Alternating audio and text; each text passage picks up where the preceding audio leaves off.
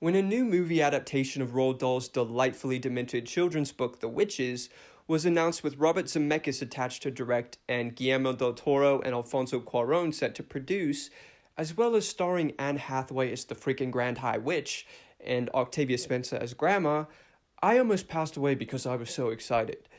The Witches is one of my favorite books of all time. Roald Dahl's other books like Matilda, The BFG, James and the Giant Peach, and Charlie and the Chocolate Factory possess an inherent darkness mixed into all the imaginative, bizarre whimsy. But The Witches brings that macabre sensibility to the forefront and is legitimately creepy. The 1990 movie adaptation, directed by Nicolas Roeg, who also directed the horror film Don't Look Now, is the ultimate children's horror film that has been the source of childhood nightmares for 30 years and has converted many into horror fans. The film sets a very strong, very distinctive mood and atmosphere that is substantially different from any other with a demographic consisting of children. While it does have a thread of that playful Roald Dahl fantasy vibe, it's a film that carries a genuine sense of dread.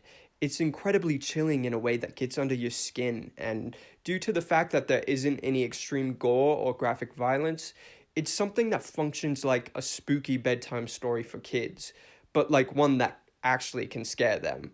Because we don't really give kids enough credit.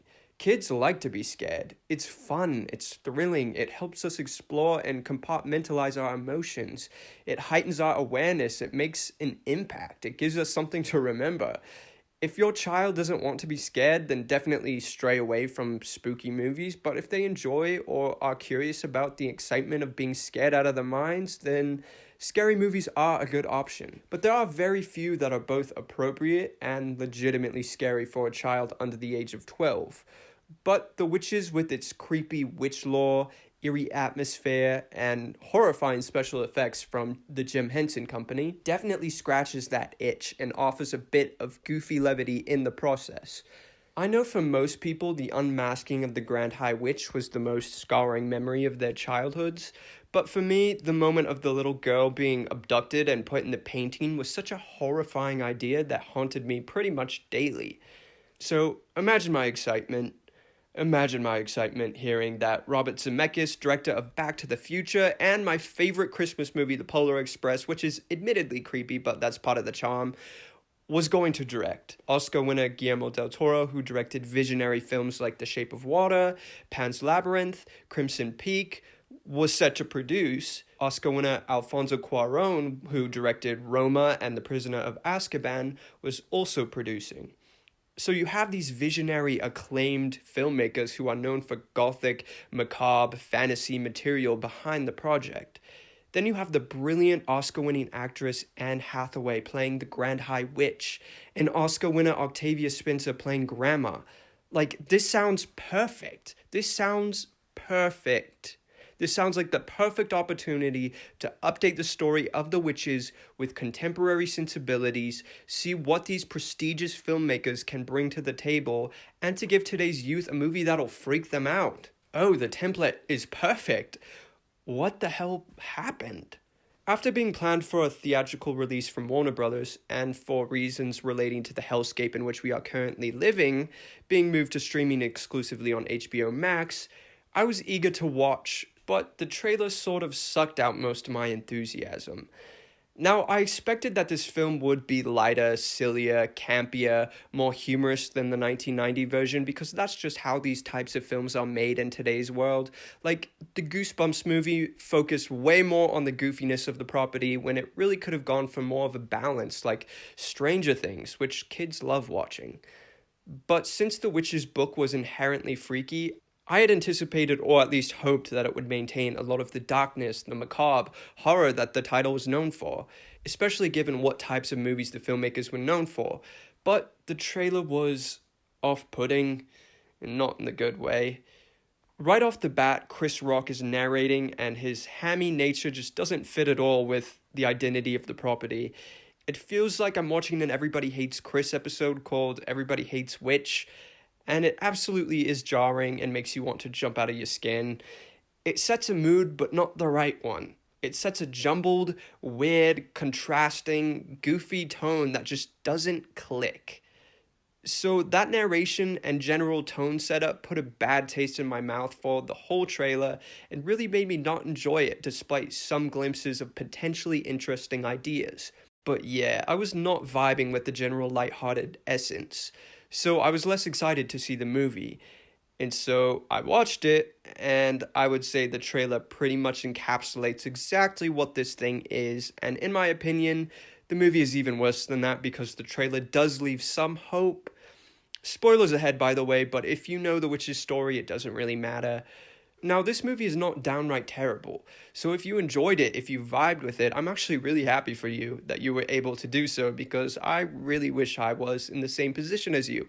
But as a lifelong fan of the witches and lifelong lover of movies, this thing just did not work for me. I already got into the tone of the thing, and so I don't feel like there's much more to cover there. This thing just doesn't have a strong mood or atmosphere, and that could just be because everything is clashing. The visual look of the film aims for a less sophisticated Wes Anderson vibe in its color palette, set design, and costume design.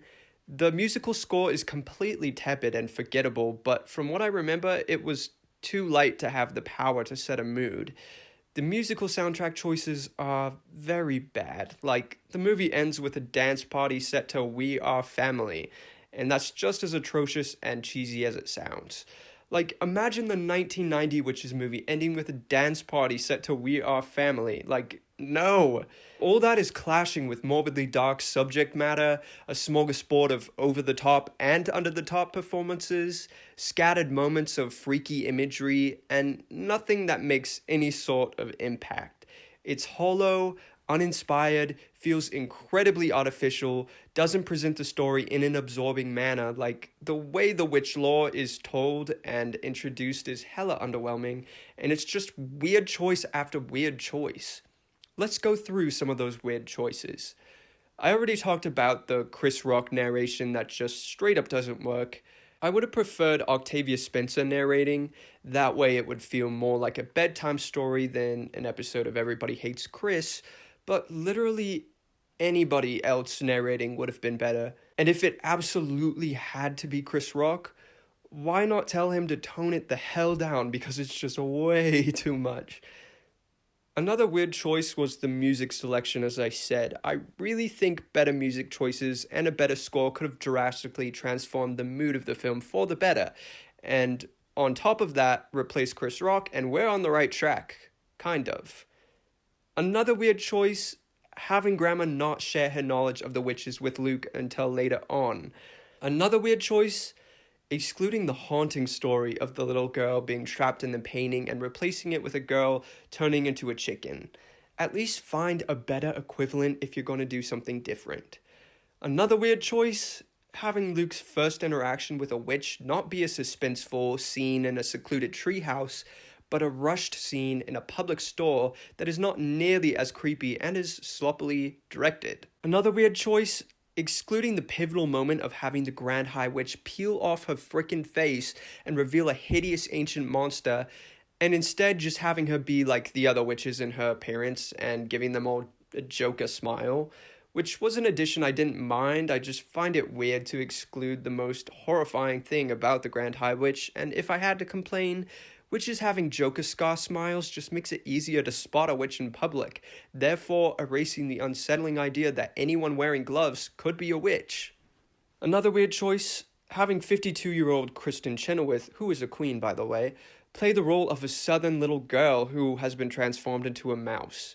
The other two mice are voiced by actual children, so it's just jarring to have the voice of an older woman play the other child mouse. Another weird choice, the switch from England to America could have been okay if there was a concrete reason for doing so, but there isn't, and it just takes away from the delightful English sensibilities of the novel and the 1990 movie.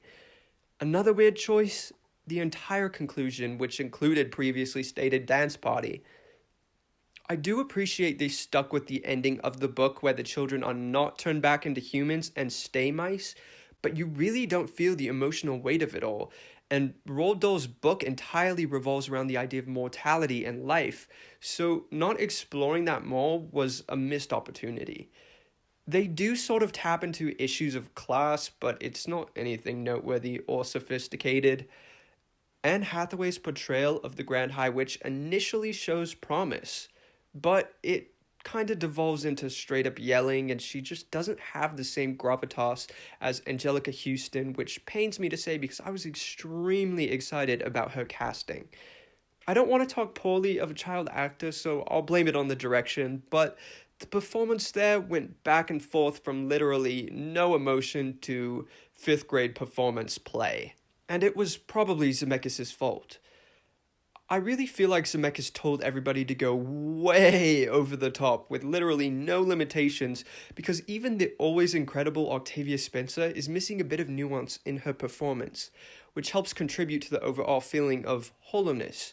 And once again, this film is not terrible, totally watchable. There's a 50-50 chance that you'll probably enjoy it, and probably an 80% chance your child will like it. But oh, what a missed opportunity, especially with the talent attached.